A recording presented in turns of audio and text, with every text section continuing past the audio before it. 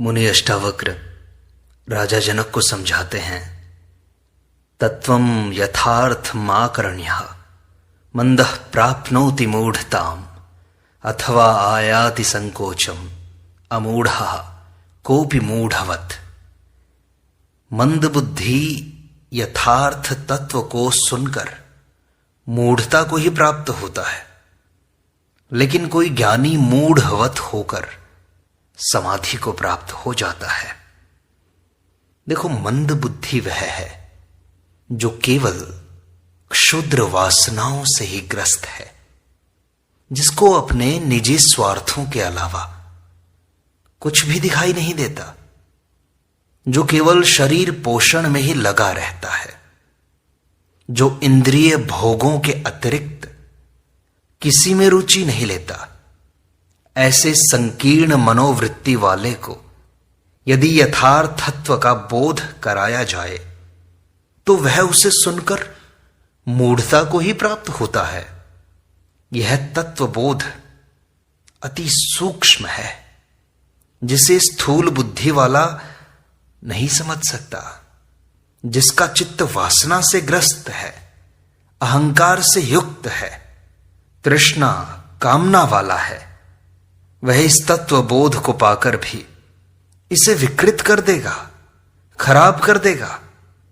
जैसे जहर में अमृत मिलाने पर वह अमृत भी जहर हो जाता है, किंतु इसके विपरीत ज्ञानी मूढ़वत दिखाई देने पर भी स्वचेतना को पहचान कर समाधि को उपलब्ध हो जाता है।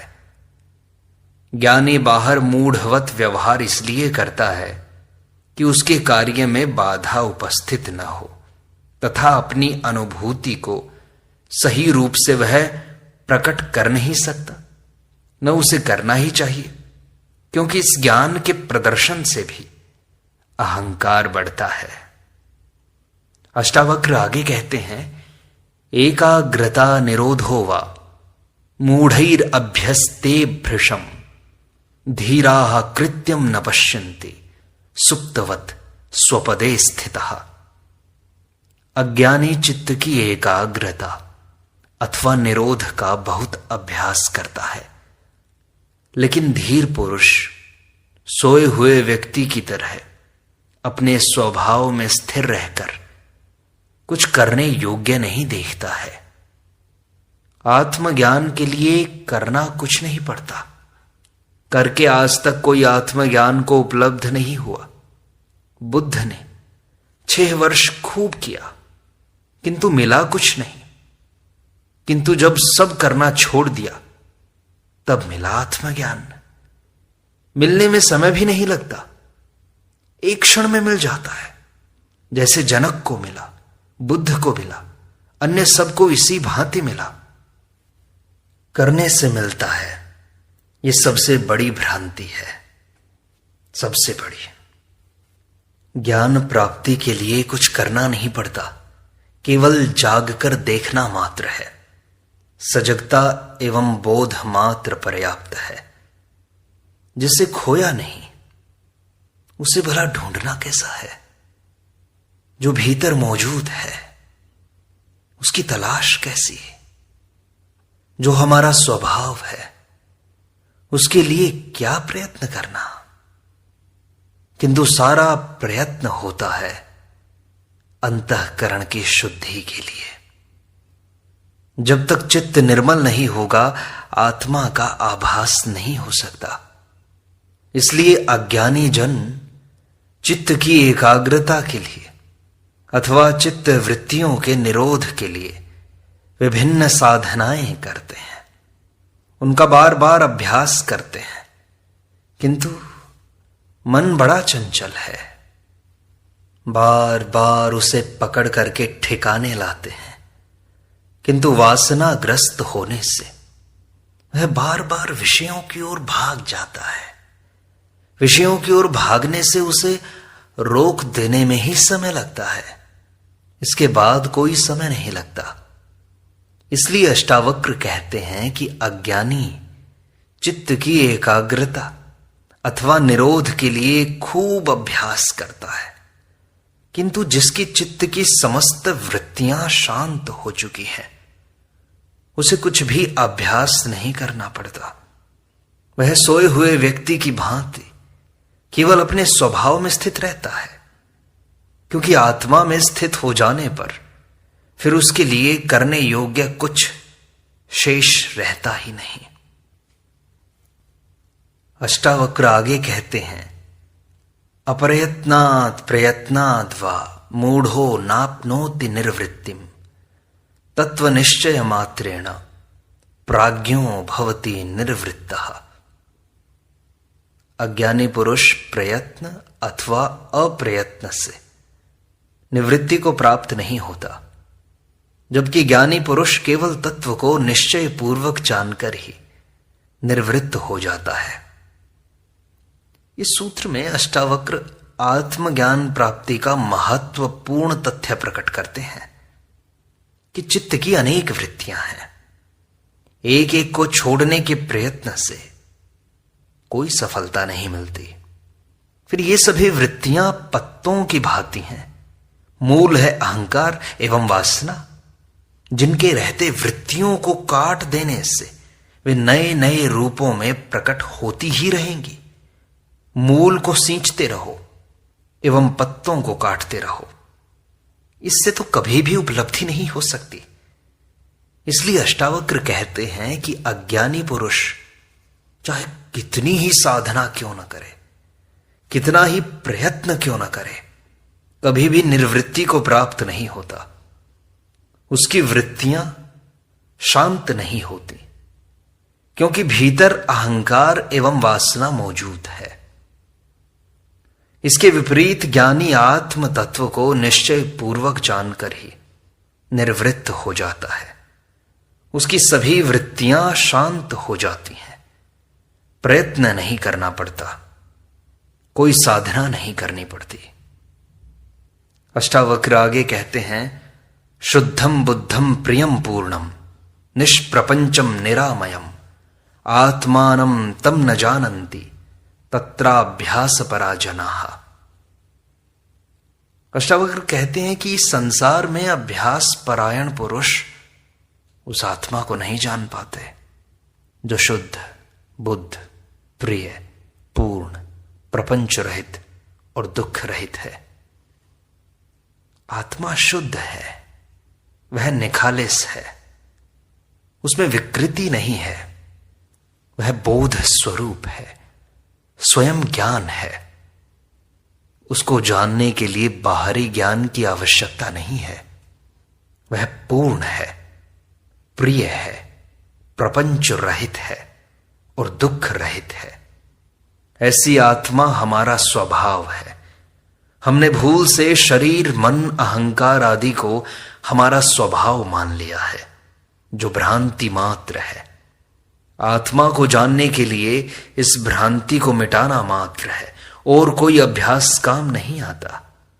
संसार में जो लोग अभ्यास परायण होकर आत्मा को जानना चाहते हैं, वे उसे कभी नहीं जान सकते। अभ्यास से अहंकार बढ़ता है, चित्त की वृत्तियां शांत होने की बजाय और विद्रोह करती हैं। संसार का आकर्षण ही ऐसा है कि वह मन को बाहर की ओर ही ले जाता है। अभ्यास से वृत्तियां और दृढ़ हो जाती हैं, जिससे यह अभ्यास भी बंधन बन जाता है। आत्मज्ञान तो भ्रांति के मिटने से ही होता है। सभी अभ्यास छोड़ने से चित्त की शांत अवस्था में ही उसकी अनुभूति होती है।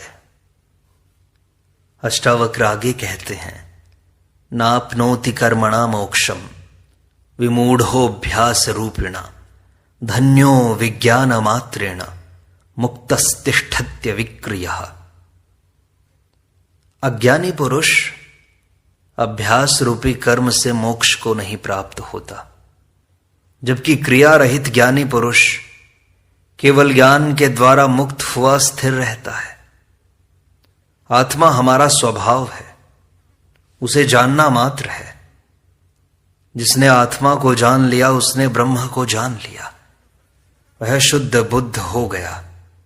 फिर करना शेष नहीं रहा कुछ भी। सभी भ्रांतियां मिट जाती हैं, सारे बंधन टूट जाते हैं। यही तो मुक्ति है। किंतु अज्ञानी पुरुष अभ्यास द्वारा इन बंधनों को काटना चाहता है। क्योंकि बंधन वास्तविक नहीं है, भ्रम मात्र है, अज्ञान के कारण है, इसलिए अभ्यास अनावश्यक है। ज्ञान प्राप्ति से अपने आप टूट जाएंगे। भ्रांति मात्र थी जो मिट गई। मोक्ष है स्व के सागर में डुबकी लगाना। तैरने के लिए अभ्यास करना पड़ता है, डूबने के लिए अभ्यास की आवश्यकता नहीं है। केवल छलांग मात्र लगाने का साहस चाहिए, आगे सब अपने आप हो जाएगा। आत्मज्ञान एवं मोक्ष के लिए अपने को समर्पण भाव से छोड़ देना मात्र है, निराधार हो जाना मात्र है। अभ्यास मात्र छोड़कर निश्चेष्ट भाव से अपने आप को समर्पित कर देना है। आगे अस्तित्व अपने आप संभाल लेगा। यही आत्मज्ञान है, यही मुक्ति है। क्रिया से बाहरी ज्ञान मिलता है। आत्मज्ञान का मार्ग अक्रिया है। अष्टावक्र आगे समझाते हैं, मूढ़ो नाप्नोति तद ब्रह्म यतो भवितुमिच्छति अनिच्छन्नपि धीरो ही परब्रह्म स्वरूप भाग। अज्ञानी जैसे ब्रह्म होने की इच्छा करता है, वैसे ही ब्रह्म नहीं हो पाता है। और धीर पुरुष नहीं चाहता हुआ भी निश्चित ही परब्रह्म स्वरूप को भजने वाला होता है। जिस प्रकार एक सिंह का बच्चा भेड़ों के समूह में पलकर अपने को भेड़ ही समझने लगता है, उसे यह भ्रांति हो जाती है कि मैं तो भेड़ हूं। किंतु जब वह अपना चेहरा देख लेता है तब उसे रक्त का स्वाद आ जाता है, तो उसकी भेड़ होने की भ्रांति मिट जाती है। उसका सिंहत्व जाग उठता है। इसके लिए उसे कोई प्रयत्न नहीं करना पड़ता, कोई अभ्यास, कोई साधना नहीं करनी पड़ती। केवल अपने स्वरूप का ज्ञान प्राप्त होने से ही उसकी भेड़ होने की भ्रांति मिट जाती है। उसी प्रकार ज्ञानी को अपना स्वरूप मात्र जान लेने से समस्त भ्रांतियां मिट जाती हैं एवं वह स्वयं ब्रह्म हो जाता है। इसलिए जीव ब्रह्म बनता नहीं है, वह ब्रह्म ही है जिसे जान लेता है वह। यदि सिंह भेड़ ही होता तो लाख योगाभ्यास एवं साधना करने पर भी वह सिंह भेड़ नहीं बन सकता था। भेड़ यदि जीवन भर सिंह बनने की इच्छा करे तो भी वो सिंह नहीं बन सकती। अष्टावक्र यही तो कहते हैं कि अज्ञानी यदि ब्रह्म होने की इच्छा करता है तो भी वह ब्रह्म नहीं हो सकता। यदि वह ब्रह्म नहीं है तो इच्छा करने से वह ब्रह्म कभी हो भी नहीं सकता। किंतु वह ब्रह्म है ही, इसलिए अपने स्वरूप को जान लेने मात्र से ब्रह्म हो जाता है। साधना, अभ्यास नहीं करना पड़ता, केवल निश्चय पूर्वक जान लेने से भ्रांति मिट जाती है। इच्छा नहीं, निश्चय आवश्यक है। अष्टावक्र आगे समझाते हैं, निराधारा ग्रह व्यग्रा मूढ़ा संसार पोषकाः एतस्या अनर्थ मूलस्य मूलच्छेदः कृतो बुधैः। इस आधार रहित दुराग्रह युक्त संसार का पोषक अज्ञानी पुरुष ही है। इस अनर्थ के मूल संसार का मूलच्छेद ज्ञानियों द्वारा किया गया है। संसार का अर्थ इस भौतिक जगत से नहीं है, बल्कि हमने अपने विचारों, वासनाओं, कामनाओं के कारण जो राग, द्वेष, ईर्ष्या, घृणा, निंदा, हिंसा, अहिंसा, तृष्णा, मोह इत्यादि का संसार निर्मित किया है, वह आधार रहित है। इसका कोई ठोस शाश्वत आधार नहीं है। यह सब भ्रमपूर्ण है, माया है, दुराग्रह युक्त है। हमारे झूठे आग्रहों से ही संसार में सुख दुख, हर्ष विषाद का अनुभव होता है। यदि सारे दुराग्रह एवं पूर्वाग्रह शांत हो जाएं, तो संसार में भी शांति का अनुभव हो सकता है। हमारे दुराग्रह के कारण ही संसार अनर्थ का मूल बन जाता है। इसमें कुछ भी अनर्थ प्राप्त होता है तो वह सिर्फ सत्य है, अनर्थ ही अनर्थ होता है। इसमें कुछ भी अर्थ नहीं ज्ञात होता, निष्प्रयोजन है ये। इसका मूलच्छेद ज्ञानी ही अपने ज्ञान से करते हैं, क्योंकि उसी को इसकी वास्तविकता का पता चलता है। इसलिए ज्ञानी ही इसे अनर्थ का मूल समझकर इससे संबंध विच्छेद करके आत्मा से अपना संबंध जोड़कर सुख एवं शांति का अनुभव करता है, जबकि अज्ञानी इस ज्ञान से अपरिचित रहने से वह इस आधारहीन एवं अनर्थ मूलक संसार का ही पोषण करता है। आत्मानंद के अभाव में वह विषयानंद को ही सुख मानता है, किंतु आत्मानंद प्राप्त होने पर वह विषयानंद को हेय समझकर छोड़ देता है। अष्टावक्र कहते हैं, न शांतिम लभते मूढ़ो यतः शमितुमिच्छति धीरस्तत्वं विनिश्चिन्त्य सर्वदा शांत मानसः। अज्ञानी जैसे शांत होने की इच्छा करता है वैसे ही वह शांति को नहीं प्राप्त होता, किंतु धीर पुरुष तत्व को जानकर सदैव शांत मन वाला होता है। शांति प्रयत्न से प्राप्त नहीं होती। अज्ञानी शांत होने के लिए भी प्रयत्न करता है। शांत होने की इच्छा करने से भी चित्त में तरंगें उठ जाती हैं, जिससे नई अशांति पैदा होती है। चित्त का विक्षेप रहित हो जाना ही शांत होना है। जिसका चित्त समस्त विक्षेपों से रहित हो गया, उसी को आत्मज्ञान का अनुभव होता है, एवं वही इस आत्म तत्व को निश्चय पूर्वक जान करके सदैव शांत मन वाला होता है। द्वंद्व से रहित होना, समभाव में स्थित हो जाना एवं सर्वत्र उसे एक आत्मा के अनुभव के बिना शांति नहीं मिल सकती। इच्छा करना ही अशांति का कारण है। अष्टावक्र आगे कहते हैं, क्वात्मनो दर्शनम तस्य यद दृष्टम अवलंबते धीरास्तम तम न पश्यन्ति पश्यन्ति आत्मानम अव्ययम। उसको आत्मा का दर्शन कहां है? जो दृश्य का अवलंबन करता है। धीर पुरुष दृश्य को नहीं देखते हैं, वे अविनाशी आत्मा को देखते हैं। अज्ञानी पदार्थ को ही देखता है, उसके अंदर छिपी आत्मा को नहीं देख सकता। इंद्रियां केवल स्थूल को ही देख पाती हैं, सूक्ष्म उनकी पकड़ में नहीं आता। इसी प्रकार सामान्य जन भी पदार्थों को ही देख पाते हैं, किंतु वैज्ञानिक उसके भीतर की ऊर्जा को भी देख लेते हैं। अज्ञानी कहते हैं पदार्थ ही है, वह सत्य है, किंतु वैज्ञानिक कहता है पदार्थ भ्रम मात्र है, सब ऊर्जा ही तो है। ऊर्जा का रूप ही पदार्थ दिखाई देता है चारों ओर। इसी प्रकार दृश्य पदार्थों के अवलंबन से आत्मा का दर्शन नहीं हो सकता, क्योंकि आत्मा स्वयं दृष्टा है, स्वयं देखने वाला है। आंख माध्यम मात्र है, उपकरण मात्र है, वह किसी को देखती नहीं है। न मन देखता है, न मस्तिष्क देखता है, सभी उपकरण हैं, दृष्टा केवल आत्मा है। इसलिए ज्ञानी पुरुष दृश्य पदार्थों को नहीं देखते हैं, बल्कि उस अविनाशी आत्मा को ही देखते हैं, जिससे सारा जगत दृश्यमान होता है। अज्ञानी ही दृश्य पदार्थों को देखते हैं। इस दृष्टा का ज्ञान ही धर्म है। अष्टावक्र आगे समझाते हैं, क्व निरोधो विमूढ़स्य यो निर्बंधम करोति वै स्वारामस्यैव धीरस्य सर्वदा सावकृत्रिमः।